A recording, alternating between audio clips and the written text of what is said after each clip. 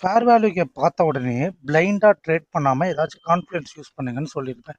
So இப்போ இந்த fair value கேப்பில் பார்த்தீங்கன்னா எனக்கு ஒரு சப்போர்ட்டோ ஏதோ ஒரு கன்ஃபர்மேஷன் இருக்குது. கரெக்டாக?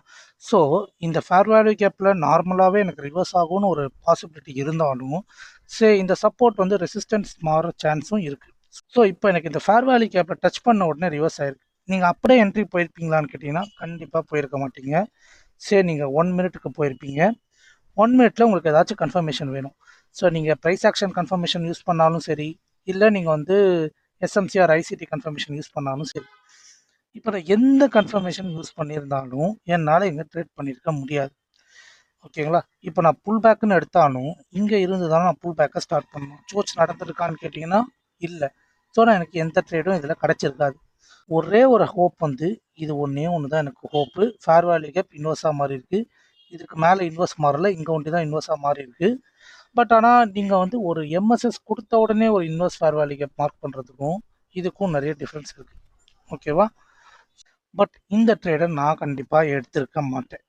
ஒன்று எம்எஸ்எஸ் கொடுத்துருக்கணும், இல்லைன்னா வேறு ஏதாச்சும் எனக்கு ஒரு கன்ஃபர்மேஷன் வந்திருக்கணும். ஸோ திருப்பி நான் 50 மினிட்ஸ் போகிறேன். அதே என்ட்ரி எனக்கு திருப்பி வந்துச்சு. ஓகேங்களா? இங்கே பாருங்கள், சேம் இதே ஃபேர் வேல்யூ கேப் வந்து நான் மார்க் பண்ணுறேன். எனக்கு கன்ஃபர்மேஷனாக என்ன வந்திருக்கு? சேம் ஒரு ரெசிஸ்டன்ஸ் வந்து பாஸ் ஆகுது. ஸோ மார்க்கெட் இதை தொட்ட உடனே நான் வந்து ஏதாச்சும் ஒரு கன்ஃபர்மேஷனுக்கு பார்க்க போகிறேன். மார்க்கெட் இங்கே தொட்டிருக்கா? எனக்கு இதில் 2 பாசிபிலிட்டி இருக்குது. இங்கே பாருங்கள், டச் ஆன உடனே புல்லிஷ் என்கல்ஃபிங் வந்திருக்கா? ஸோ நான் ரிஸ்க் டேக்கராக இருந்தேன்னா இங்கேயே ஒரு என்ட்ரியை போட்டிருப்பேன். கரெக்டாக? அப்படி இல்லை, நான் ரிஸ்க் டேக்கராக இருக்க விரும்பலைன்னா நீங்கள் 1 மினிட்டுக்கு போகிறீங்க. 1 மினிட்ல போயிட்டு அதே தான், நீங்கள் ஐசிடி ஃபாலோ பண்ணாலும் ஓகே, ப்ரைஸ் ஆக்ஷன் ஃபாலோ பண்ணாலும். இப்போ நான் இங்கே வந்து புல் பேக் வரைஞ்சேன்னு வச்சுக்கோங்களேன். சரி, இப்படி வரைய போகிறேன். எனக்கு சோச் எங்கே நடந்திருக்கு? இங்கே தான் நடந்திருக்கு. கரெக்டாக?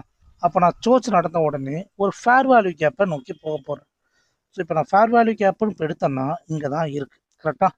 பட் ஆனால் இந்த ரீஜனை பாருங்கள், இது ஏற்கனவே டெஸ்ட் ஆகிடுச்சு. இந்த ஃபேர் வேல்யூ கேப் மறுபடியும் டச் வந்தால் நான் எடுக்க மாட்டேன். ஸோ நான் என்ன பண்ணுறேன், திருப்பி டச் ஆகிறதுக்கு வெயிட் பண்ணுறேன்.